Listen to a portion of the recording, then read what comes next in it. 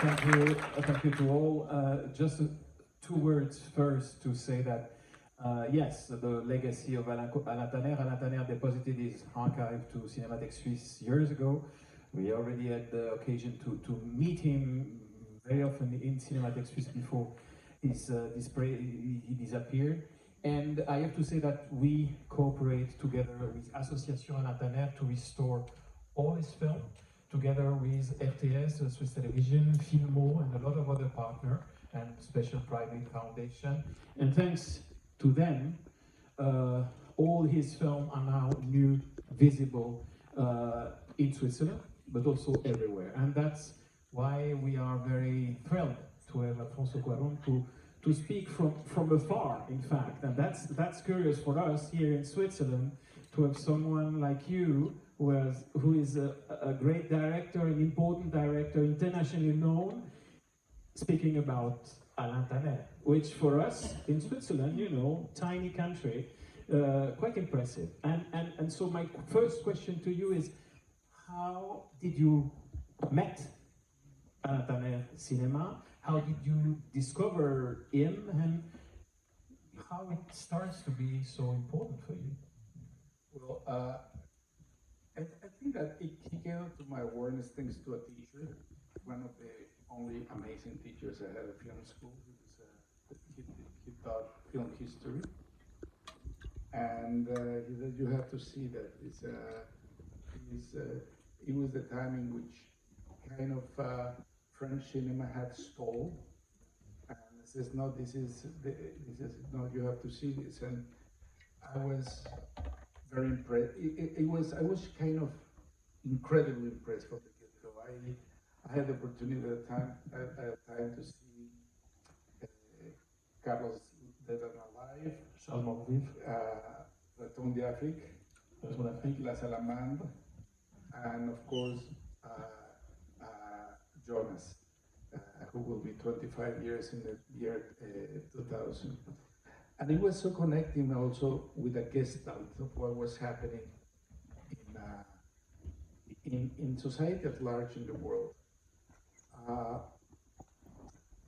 But as important is that what is amazing of Tanner is that by talking about those subject matters, he doesn't leave away or apart the individual. I have to say just that thank you La Cinémathèque to do these restorations of his work. Tanner is a filmmaker that sadly, like many other filmmakers, has been kind of forgotten from filmmaking culture and cinephile culture. And it's the case of many artists, like the case of, if you think about it, Bach and Vivaldi, when they died, nobody played their music until Bach at the end of the 19th century, and that it was rediscovered, and Vivaldi at the beginning of the 20th century. But they disappeared from human consciousness for many years. Not like what happened with Tanner and other filmmakers, that the job that you guys do, it's incredible, and it's so needed, because we all need that.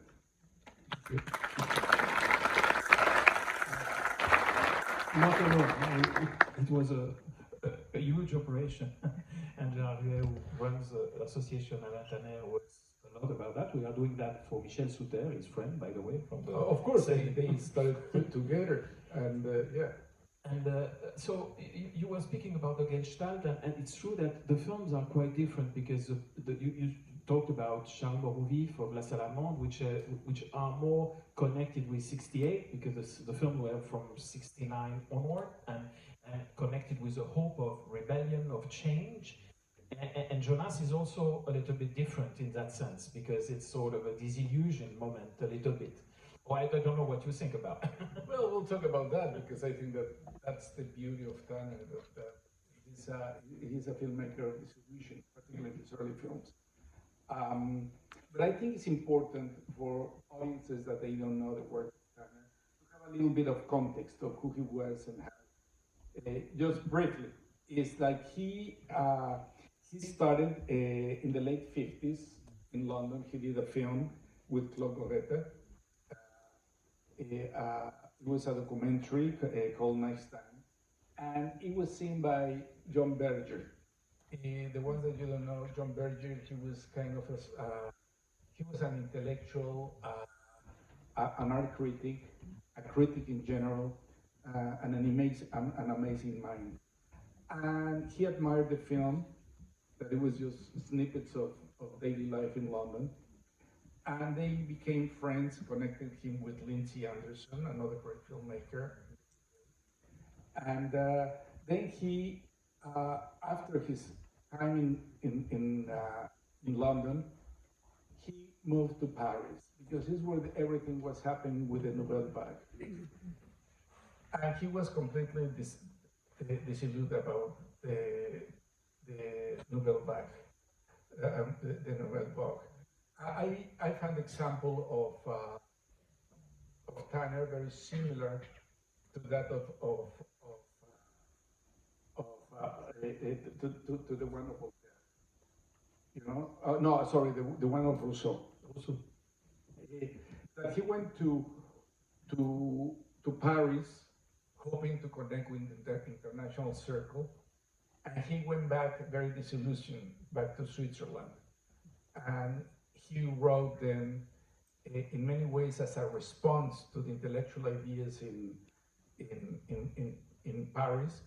Then he wrote his, like, for instance, L'Educazione l'Emilio was as a response of the rationalism in Paris of the time, Voltaire and the such. And Tanner returned to Switzerland, and he disliked the French New Wave. He considered them to be right-wing anarchists. You know, and he said that these right-wing anarchists didn't get any consciousness until the '68. That for them was a big surprise. You know, that before were just daddy kids playing with their toys and being super clever and cosmopolitan. But nevertheless, after '68, he found that the films of the Nouvelle Vague were completely ideological, and he distrusted ideological kind of cinema. He distrusted. He finds that his cinema cannot change the world. You know, if you pretend to do that, you're doing propaganda. You know, films can inspire people. You know, and then people may want to change or not change whatever they do. But so the important thing is the connection that Tanner had between the individual and society at large. And in fact, you have first Charles Morovif, who is the character of an industrial person who just quit everything and changed his life. And the end of the film is quite bitter because he finishes in an asylum for crazy people. Or Rosemont, the famous Bulogier, she's really the kind of character which is in revolt in front of the world. So at the same time, he tried to introduce a new vision of the world, a sort of a change and a sort of a rebellion. Which is not the one of '68, but another kind of rebellion. How do you perceive it? Well, he considers '68 a street theater. Nevertheless, he wanted to preserve the ideas of '68. He thought that the ideas were but it was how to germinate from those ideas into a completely different form. Not what he considered the '68 revolution completely bourgeois. And his search was how to germinate into new ideas, and that his collaboration with Berger was very, very, very important. That Berger also had moved already to Switzerland. In Switzerland, you have to understand the landscape of cinema was non-existent at that time. They were just consuming French films or German German comedies or even local comedies produced in Switzerland that were kind of very crass. And so together, Tanner with Gorreta and Sauté, they created what became like the Swiss New Wave. The group of seven was the Cinq of Five. That then Tanner denied that ever existed, but he also contradicted himself so many times throughout his life. But that's the thing with Carlos, who was premiered here, was the first of all these groups of films of these filmmakers, and Carlos premiered in Locarno and got the award. Charles-Maurice, yes, won the Golden Leopard. Well, I say it in French, but I'm sorry. Carlos, Charles-Maurice, won the Golden Leopard here. So what you're saying, what is important is that sense of individual, but also with the clash with society. In the example of Charles, is a character that decides to recluse himself from society. A very wealthy, successful man that one day decides just to disappear and seeks refuge with this working class couple and that adopt him.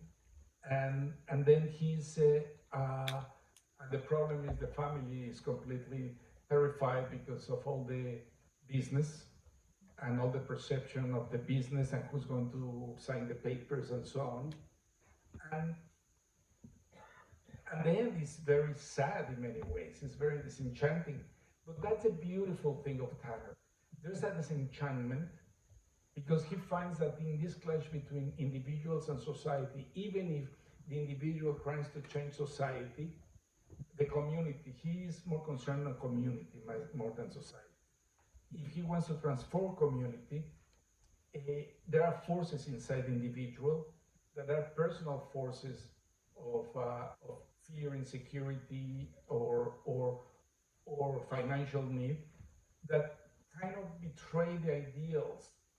But he always shows a glimmer of hope. It's so weird how he has all this disenchantment and this glimmer of hope at the end of his films. Just a parenthesis before coming back to Jonas, because Jonas is a hope and a community. But how did Tanner work and films you discovered at the time influence the way you started making films? One of your shorts were black and white, so what is the connection from your point of view? I can see some things, but I will not say it. I mean, it's up to you to say how you... Right after seeing Jonas, two things happened. I made a decision that my first son was going to be called Jonas, and I have a child. Like 2 years after that, I had a child very young on, and his name is Jonas. A great filmmaker and writer now, he's on right. And but I wrote a screenplay that sadly I tried to make it into like my big project at film school. Sadly, I was never able to make it work. I have to say, to this day, I haven't read it ever since, but it's the favorite thing I ever wrote. And it was very kind of inspired by Tanner. There's something about Tanner and the way in which he approaches character. And I think that Y Tu Mamá También definitely owes a lot to Tanner. Something that Tanner believed is in humor. You know, he believed that he in these contradictions of tragedy and humor, particularly inside each individual, that I find that is very rich and very generous. And another thing is his approach, his methodology. You know, he was very methodological in the way that he shot. If you will see, one of the biggest concerns is individual, the collective, and time, and how everything flows through that, and how everything is tainted by the historical moment and time. If you see, when you see the film, just check the classroom scene. That is a beautiful conversation about time. While the camera just slowly, you don't notice, it's a long one-shot deal. That the camera is just traveling around faces of young people, because for him, the next generation is the hope. The hope of something that we cannot achieve. Because for him, the responsibility of humans needs to be towards our past, our present, but more importantly, that future. And in that sense, Jonas, because you said before, it's really the community. It's in the center of the film. It's the center of the film, and it's about how to create a community in the fringes of society with its own rules. There's Foucault talks about the heterotopias. The heterotopias are a small collective nucleus that they have their own rules and forms. And this is a little bit what they are doing. In many ways comes out from a more anarcho-syndicalist kind of way, street, that also recognizing that there's a lot of Switzerland as a country that operates, that can operate as what is the principle of the anarcho-syndicalism, except it's very corporatized, but so yeah, that's But I mean, in fact, the disillusion, for you, Jonas, is a film of hope or a film of disillusion? No, it's a disillusion, our attempts to try, to put this way, to heal and to find new ways with collectivity and society. But there's an immense hope that is put in the future and the next generation. And therefore, when you get there, is the final image of the film. That is very beautiful and very poignant as well. But and he keeps hope through small actions. Hope is not like an American film, like big gestures. It's a small actions, and the small actions of interaction with people. Do you want to add something about Taner or about the film? I think they want to watch it. I think so. I would think so. Thank you so much. I hope you enjoy. Thank you very much, Alfonso. Thank you for this introduction.